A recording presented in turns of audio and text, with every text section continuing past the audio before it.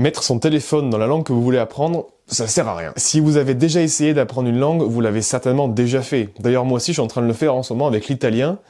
Mais si on commence une langue, il y a quand même quelques gros problèmes dont il faut parler. Comme je vous l'ai dit, j'ai mis mon téléphone en italien, mais c'est quand même une langue qui est très proche du français et ça fait plus d'1 an que je l'apprends. Mais là, en ce moment, j'apprends le japonais. Donc, si j'essaye de mettre mon téléphone en japonais, voilà, je sais même pas comment on le fait. Voilà, bon, là, on comprend plus rien.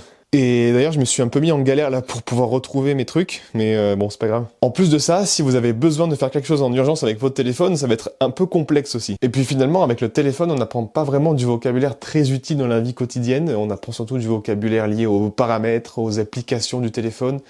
C'est pas forcément le plus utile. Eh, salut, t'as modifié les paramètres de ta connexion internet? Oui, carrément, j'ai même ajouté un dispositif connecté. Ah ouais, génial! Donc concrètement, mettre son téléphone dans une autre langue, c'est rigolo, ça permet de briller un peu devant ses potes, mais c'est un peu une fausse technique. Ça donne surtout l'illusion de progresser un peu sans trop faire d'efforts, mais ça n'apporte pas grand chose et ça peut surtout frustrer. Donc la prochaine fois que tu veux mettre ton téléphone dans une autre langue, réfléchis bien. Est-ce que c'est vraiment de ça dont tu as besoin? N'hésite pas à me suivre si tu veux avoir plein d'astuces sur l'apprentissage des langues en autodidacte et surtout avoir des vraies techniques parce que le sujet est beaucoup plus vaste que seulement changer la langue de son téléphone.